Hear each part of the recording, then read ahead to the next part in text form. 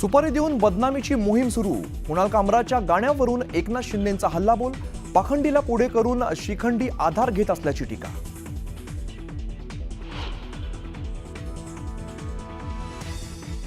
Comedian Kunal कामरा आणि सुषमा अंधारे यांच्या विरोधात विधान परिषदेत हक्कभंग प्रस्ताव। तर हक्कभंग आणण्यासारखं मी काय केलं, अंधारेंचा सवाल। मुंबईच्या रस्त्यांवरील डांबराचं सांबर कोणी खाल्लं, आरशात पाहून वारसा सांगू नका। उपमुख्यमंत्री एकनाथ शिंदेंचा ठाकरे पिता पुत्रांवरती जोरदार हल्लाबोल। आज रात्री रायगडच्या पालकमंत्रीपदाची घोषणा होणार। भरत गोगावलेंचं नाव जाहीर होण्याची दाट शक्यता। 2 महिन्यांपासूनचा वाद अखेर संपणार।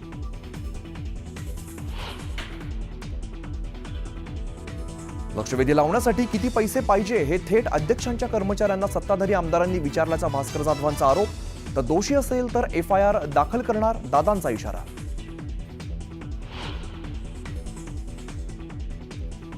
विरोधी पक्ष नेतेविनाच अधिवेशन संपलं। विरोधकांनी सरकारला सुनावलं तर भास्कर जाधवांनी व्यक्त केली नाराजी।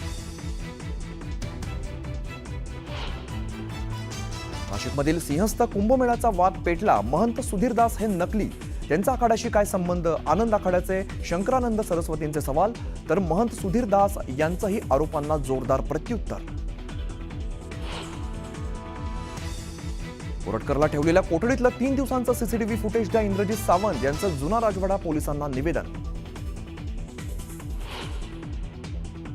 संतोष देशमुख हत्या प्रकरणी आजचा युक्तिवाद पूर्ण। आजच्या सुनावणीत निकमाने सांगितला संपूर्ण घटनाक्रम। तर पुढील सुनावणी 10 एप्रिलला। आणि दौंडच्या बोरावके नगर भागात सापडलेली अर्भकं बंगाळी हॉस्पिटलमधील असल्याची माहिती। तर दोषींवरती कठोर कारवाई करण्याची राष्ट्रवादीची मागणी।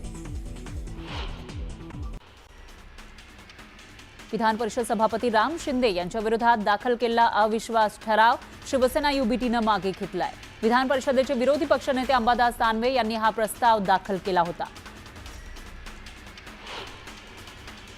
मुंबईच्या रस्त्यांवरील डांबराचं सांबर कोणी खाल्लं, आरशात पाहून वारसा सांगू नका अशा शब्दात उपमुख्यमंत्री एकनाथ शिंदेंनी ठाकरे पिता पुत्रांवर जोरदार हल्लाबोल केला। सर्वसामान्य शिवसैनिकांना कचरा समजण्यामुळे यांचा आता डस्टबिन व्हायची वेळ आलेली आहे असा टोलाही शिंदेंनी लगावला। उपमुख्यमंत्री एकनाथ शिंदेंनी विधान परिषदेमध्ये विरोधकांचा समाचार घेतला। हल्ली कोणीही येतं आणि संविधान दाखवतं, राणेंना तुरुंगात टाकलं तेव्हा संविधान कुठे होतं असा सवाल शिंदेंनी विचारला। आमदार भास्कर जाधव यांनी विधानसभेत एका वृत्तपत्राचा हवाला देत गंभीर आरोप केला।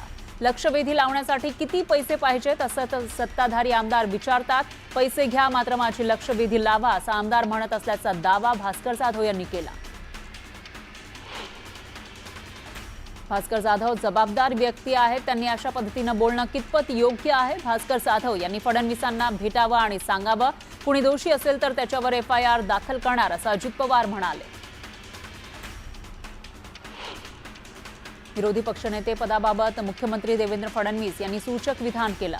बाजूच्या खुर्चीचा निर्णय ज्या दिवशी अध्यक्ष घेतील तो आम्हाला मान्य असेल, तोपर्यंत बाजूची खुर्ची काही काळ रिकामी राहू द्या असं फडणवीस म्हणाले। त्यामुळे या अधिवेशनात विरोधी पक्षनेत्याची निवड नाहीच का अशी चर्चा सुरू झाली।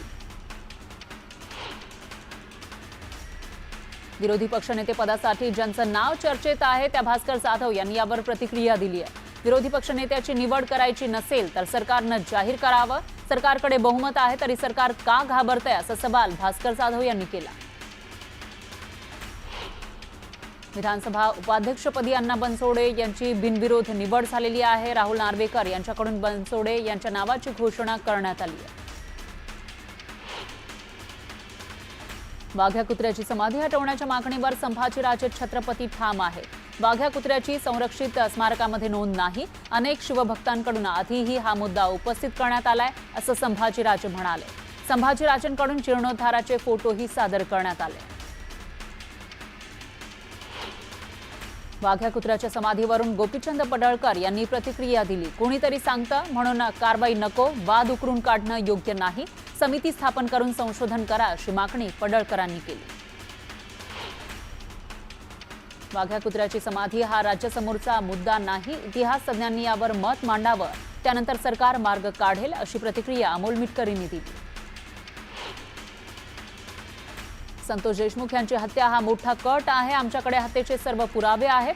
कोर्टाला आज सर्व कागदपत्र दिली आहेत, अशी माहिती सरकारी वकील उज्ज्वल निकम यांनी दिली. वाल्मिक कराडच्या सहभागावरही उज्ज्वल निकम यांनी प्रतिक्रिया दिली आहे. कृष्णा आंधळेनं वाल्मिक कराडला आणि विष्णू चाटेला 3 वेळा फोन केलेत. सुदर्शन घुलेही कराडच्या सांगण्यावरून बागत होता, अशी माहिती उज्ज्वल निकम यांनी दिली. संतोष देशमुख हत्या प्रकरणातील आजची मकोका कोर्टातली सुनावणी संपली. कट रचून संतोष देशमुख यांची हत्या केल्याचं निकम यांनी कोर्टात म्हटलं. या प्रकरणी पुढील सुनावणी 10 एप्रिलला होणार आहे.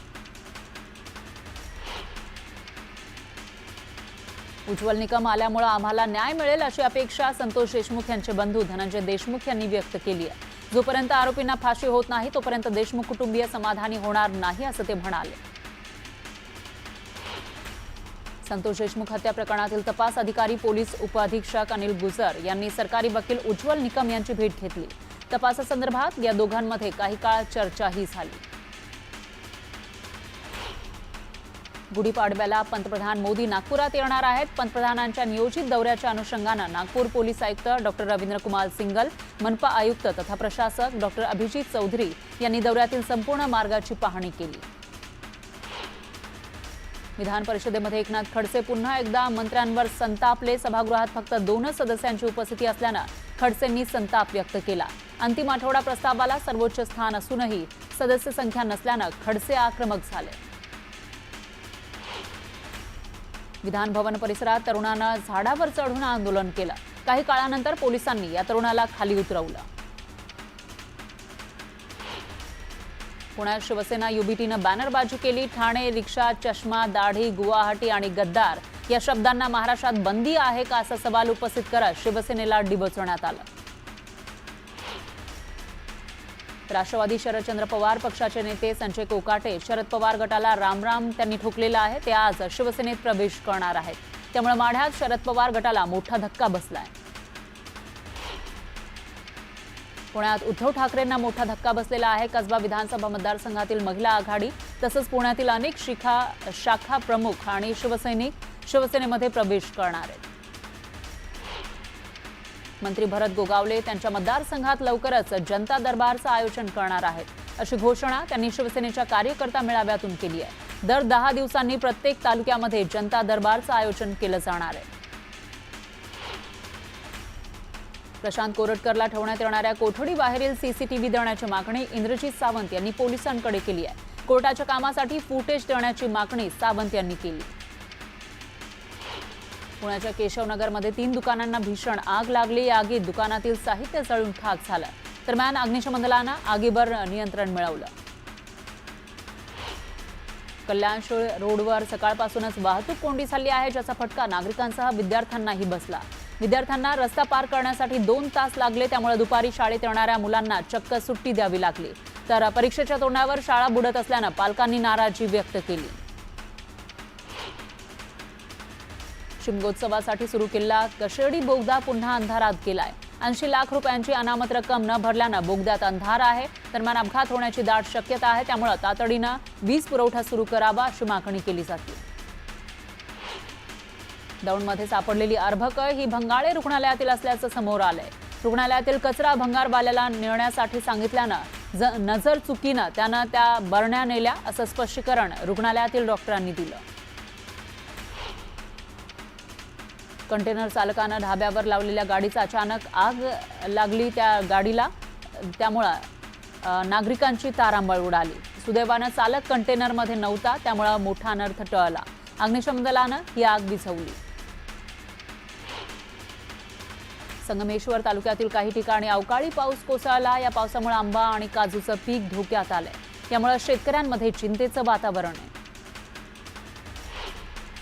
सिल्लोड तालुक्यातील भवन इथल्या महिला सरपंचावर भ्रष्टाचाराचा आरोप केल्यानं महिला सरपंचानं उपसरपंच महिलेच्या कानाखाली लगावली. याचा व्हिडिओ व्हायरल झालाय. त्यामुळे सिल्लोड ग्रामीण पोलिसांनी तक्रार देण्याची कारवाई सुरू केली. उन्हाळी सुट्ट्यांसाठी 738 बस सोडण्यात आल्या आहेत. एसटीच्या जळगाव विभागातील 11 आगारांचं नियोजन करण्यात आलंय. दररोज साधारण 2000 बस फेऱ्या धावण्याचं नियोजन एसटीनं केलंय. सांगली जिल्ह्यामध्ये झालेल्या वादळी वाऱ्यासह अवकाळी पावसामुळे शेतीचं मोठं नुकसान झालंय। सर्वाधिक नुकसान हे द्राक्ष बागेचं झालं आहे। लाखोंचं नुकसान झाल्यानं शेतकरी हवालदिल झालाय। जायकवाडीमधून पैठणसह गंगापूर शहराला पाणी पुरवठा करणाऱ्या पंप हाऊसला पाटबंधारे विभागानं थकीत पाणीपट्टी भरली नसल्यानं सील ठोकलं।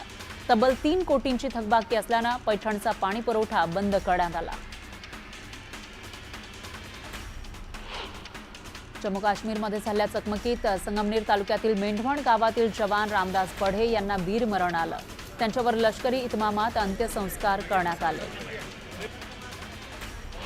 हिंगोलीच्या सेनगाव तालुक्यातील तलाव कोरडठाक पडलेला आहे। उन्हाची तीव्रता वाढल्यानं पाणी आटतंय, त्यामुळे तलावात मृत माशांचा खच पडलाय।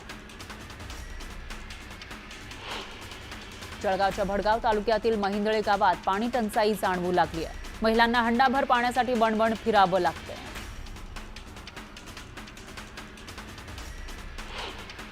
हिंगोली जिल्हा परिषदेच्या मुख्य कार्यकारी अधिकारीपदी IAS अधिकारी अंजली रमेश यांची नियुक्ती करण्यात आली आहे। हिंगोली इथल्या मुख्य कार्यकारी अधिकारी नेहा भोसले यांच्या बदलीनं होणाऱ्या रिक्त जागी अंजली रमेश यांची नियुक्ती करण्यात आली।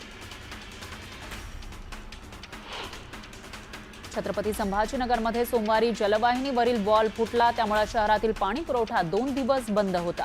त्यामुळे नागरिकांना पाण्यासाठी वणवण फिरावं लागत होतं। नाथषष्ठीच्या कालावधीमध्ये पैठणमधील प्रसिद्ध असलेल्या संत ज्ञानेश्वर उद्यानाला 6,889 पर्यटकांनी भेट दिली। यातून पाटबंधारे विभागाला 2 लाखांचा महसूल मिळाला। पालघर जिल्हा परिषदेचा शिलकीचा अर्थसंकल्प सादर करण्यात आला आहे। मुख्याधिकारी भानुदास पालवे यांनी सादर केलेल्या अर्थसंकल्पात आरोग्य आणि पाणी पुरवठ्याबाबत अनेक समस्या असतानाही बांधकाम विभागाला निधी देण्यात आलाय। त्यामुळे पालघरकरांनी नाराजी व्यक्त केली आहे। नंदुरबार जिल्ह्यातील 322 ग्रामपंचायतींवर महिला राज असणार आहे। जिल्हाधिकारी मिताली सेठी यांच्या अध्यक्षतेखाली जिल्ह्यातील ग्रामपंचायतींमधील महिला सरपंचांच्या सोडती काढण्यात आल्या। नंदुरबारमधील नवापूर नगर परिषद अंतर्गत घनकचरा व्यवस्थापनासाठी कोट्यावधी रुपये खर्च केले जातात। मात्र ठेकेदाराकडून ओला आणि सुका कचरा गोळा करून त्याचं विलगीकरण न करताच एकत्रितपणे कचरा डेपोमध्ये फेकला जातोय। त्यामुळे जिल्हाधिकाऱ्यांनी ठेकेदाराला काळ्या यादीत टाकावं अशी मागणी करण्यात आली आहे। साताऱ्यातील सदर बाजार परिसरातील म्हाडा कॉलनीमध्ये भटक्या कुत्र्यांच्या टोळक्यानं चिमुकलीवर अचानक हल्ला केला। या हल्ल्यात मुलगी गंभीर जखमी झाली। त्यामुळे संतप्त नागरिकांनी मुख्याधिकाऱ्यांना निवेदन देत भटक्या कुत्र्यांचा बंदोबस्त करा अशी मागणी केली। वादळी वाऱ्यासह झालेल्या मुसळधार पावसामुळे कराड, पाटण तालुक्यामध्ये अनेक ठिकाणी शेतीचं मोठं नुकसान झालं। गहू आणि ज्वारी पिकाचं नुकसान झालंय। यामुळे शेतकरी आर्थिक संकटात सापडलाय। उपमुख्यमंत्री अजित पवार यांनी सोलापूर शहराकडे विशेष लक्ष द्यावं अशी मागणी राष्ट्रवादी काँग्रेसच्या पदाधिकाऱ्यांनी अजित पवारांकडे केली आहे। याबाबत त्यांनी अजित पवारांना निवेदनही दिलं। मार्च एंडसोबत गुढीपाडवा आणि रमजान ईदच्या पार्श्वभूमीवर लासलगाव, मनमाडसह नाशिक जिल्ह्यातील बहुतांश बाजार समित्या 5 दिवस बंद राहणार आहेत। त्यामुळे 5 दिवसांनी बाजार समित्या सुरू होताच कांद्याची मोठ्या प्रमाणात आवक होऊन भाव कोसळण्याची भीती शेतकरी व्यक्त करतायत। रमजान ईद जवळ आलेली आहे, त्यामुळे मुस्लिम बांधव ईद साजरी करण्यासाठी तयारी करू लागलेत। मालेगावातील सर्व बाजारपेठा ईदसाठी सजल्यात। सर्वच वस्तूंच्या किमतीमध्ये 15 ते 20% वाढ झाली आहे। त्यामुळे नागरिकांना महागाईचा सामना करावा लागतोय। ईद, गुढीपाडव्यासह आगामी सर्व सणांमध्ये शांतता राहण्याबाबत आणि कायदा सुव्यवस्था कायम ठेवण्यासाठी मालेगावात पोलिसांची बैठक झाली। यावेळी कायदा हाती घेत गडबड करणाऱ्यांची गय करणार नाही असा थेट इशारा विशेष पोलीस महानिरीक्षकांनी दिला। धुळ्याच्या फागणे शिवारात लांडग्याच्या कळपानं हल्ला केला आणि 16 शेळ्या फस्त केल्या। त्यामुळे शेतकऱ्याचं मोठं नुकसान झालंय। दरम्यान वन विभागानं लांडग्याचा बंदोबस्त करावा अशी मागणी करण्यात आली आहे। आंबेगाव तालुक्यात